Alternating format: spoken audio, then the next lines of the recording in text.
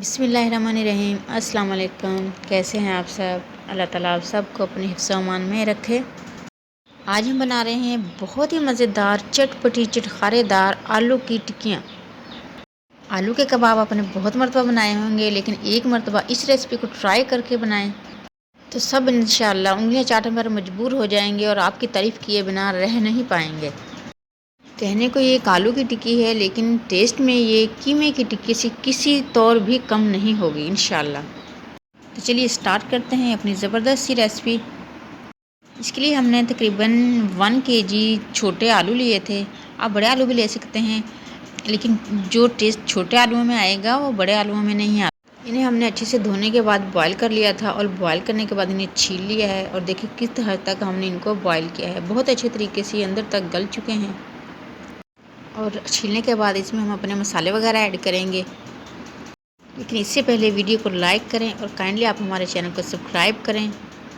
All bell notification ज़रूर press किया करें ताकि आने वाली कोई भी यम्मी और डिलीशियस वीडियो आपसे मिस ना हो। मसालों में सबसे पहले कुटी हुई लाल मिर्चें 1 टेबलस्पून भर के ऐड करेंगे और साथ ही हम इसमें भुना और कुटा हुआ धनिया ऐड करेंगे तकरीबन हाफ़ टेबल स्पून।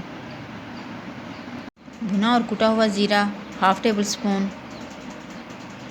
भुने और कुटे हुए धनिया और ज़ीरे की वीडियो हमारे चैनल पर मौजूद है, जायका मसाला के नाम से। उसका लिंक हम डिस्क्रिप्शन में ऐड कर देंगे, वहाँ से आप देख सकते हैं। कसूरी मेथी हाफ़ टेबल स्पून। हल्दी 1/4 टीस्पून। नमक हाफ़ टेबल स्पून। नमक और मिर्चें आप अपने टेस्ट के हिसाब से कम या ज़्यादा भी कर सकते हैं। 2 टेबल स्पून अदरक और लहसुन का पेस्ट ऐड करेंगे इसमें। 5 से 6 हरी मिर्चें, ये भी हमने मोटी मोटी सी कूट लिया है, इन्हें वो भी इसी में ऐड कर देंगे। 6 से 7 हरी मिर्ची हमने मोटी मोटी से कूट ली हैं। इनका बिल्कुल पेस्ट नहीं बनाया है, बल्कि मोटा मोटा सा कूट के ही इसमें ऐड करें। तकरीबन 2 टेबल स्पून है क्वांटिटी में। तकरीबन आधी गुट्टी हरा धनिया है, जिसे धोने के बाद हमने बारीक कट कर लिया है, वो भी इसी में ऐड कर देंगे। धनिया को हमेशा धो के ऐड किया करें, इसमें बहुत मिट्टी होती है जो हमारी चीज़ों के या रेसिपी के टेस्ट को जो है ख़राब कर सकता है, इसलिए हमेशा धनिया धो के यूज़ करें। अब हम मैशर की मदद से आलूओं को अच्छे तरीके से मैश कर लेंगे। मसाले हमने इसमें पहले इसलिए यूज़ किए हैं ताकि मसाले भी आलूओं के साथ अच्छे तरीके से मिक्स हो जाएं। आप हाथ से भी आलूओं को जो है वो तोड़ सकते हैं, लेकिन कभी भी इनको ग्राइंड ना करें। हमने तमाम पोटैटोज़ को मसाले के साथ अच्छे से मैश कर लिया है। आलूओं को भी हमने बहुत ज़्यादा बारीक मैश नहीं किया है। देखें इस तरीके से, इस हद तक आपने आलूओं को मैश करना है। अब हम इसे तकरीबन 10 मिनट रेस्ट देंगे। और आलू की टिक्कियों को मज़ीद चटपटी और चटखारेदार बनाने के लिए हम एक मिक्सचर बनाएंगे। इसके लिए हम तकरीबन 2 से 3 टेबल स्पून बेसन लेंगे। इससे पहले वीडियो अच्छी लगे इसे लाइक करें, शेयर करें और चैनल को काइंडली सब्सक्राइब करें। ऑल बेल नोटिफिकेशन ज़रूर प्रेस किया करें ताकि आने वाली कोई भी यम्मी और डिलीशियस वीडियो आपसे मिस ना हो। अब बेसन में तकरीबन 1/4 teaspoon red chilli powder add करेंगे, 1/4 टीस्पून हल्दी और 1/4 टीस्पून साबुत ज़ीरा ऐड करेंगे। और इसमें भी थोड़ा सा हरा धनिया बारीक कट करके ऐड कर देंगे। और जिस बर्तन में हमने अदरक लहसुन और हरी मिर्चों को मोटा मोटा सा कूट लिया था, उसी को साफ़ करके हमने थोड़ा सा पानी लिया है और वही पानी हम इसमें ऐड करेंगे। अगर आपने इस तरीके का पानी ना बनाया हो तो आप इसमें 1 या आधा टेबल स्पून अदरक लहसुन का पेस्ट भी ऐड कर सकते हैं। अब इसको चम्मच की मदद से अच्छे तरीके से फेंट लेंगे। इससे हमारे पोटैटो टिक्की की जो है कोटिंग भी अच्छी होगी और टेस्ट भी इंशाल्लाह डबल हो जाएगा। फेंटने के बाद इसमें तकरीबन 1/4 टीस्पून हम नमक ऐड करेंगे और अच्छे से मिक्स कर लेंगे। और देखें इतना पतला जो है वो मिक्सचर होना चाहिए। इसे भी हम 5 मिनट रेस्ट के लिए छोड़ देंगे और इतने हम अपने जो हमने आलूओं का मिक्सचर बना के रखा हुआ है उसे हम टिक्कियों को शेप दे लेंगे।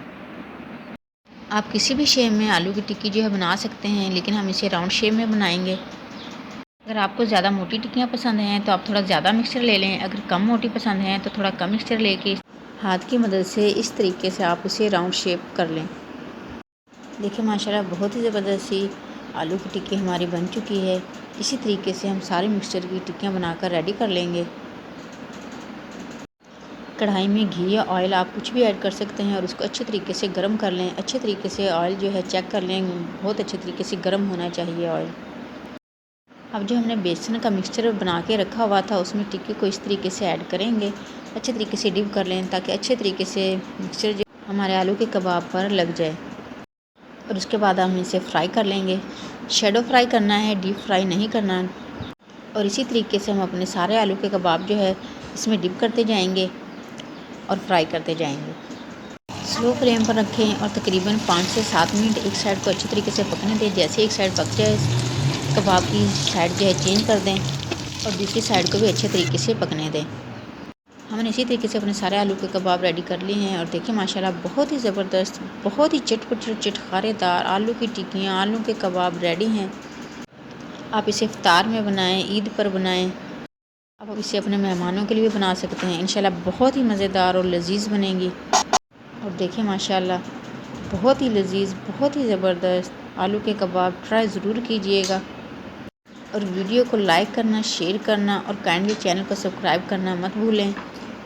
और बेसन वाला जो मिक्सचर बच गया था उसकी हमने छोटी सी रोटी बना ली है। देखिए माशाल्लाह वो भी कितनी ज़बरदस्त बनी है। इसी तरीके से आप बेसन की रोटी भी बना सकते हैं। माशाल्लाह बहुत ही ज़बरदस्त है और बच्चों की बहुत ही फेवरेट है ये। इसकी रेसिपी भी हम आपके साथ शेयर ज़रूर करेंगे इंशाल्लाह। मज़ेदार चटपटी चटखारेदार आलू की टिक्की, आलू के कबाब ज़रूर बनाएं। अपने घर वालों से, अपने मेहमानों से दाद पाएँ। आप इसे इफ्तार टाइम बनाएं, इंशाल्लाह आपके इफ्तार में 4 चाँद लग जाएंगे। बच्चों को लंच बॉक्स में बना कर दें। अपना और अपने आसपास के लोगों का ख्याल रखें। सबको दुआओं में याद रखें। सबकी दुआओं में शामिल रहें। अपना ढेर सारा ख्याल रखें। नेक्स्ट वीडियो तक के लिए अल्लाह हाफिज़।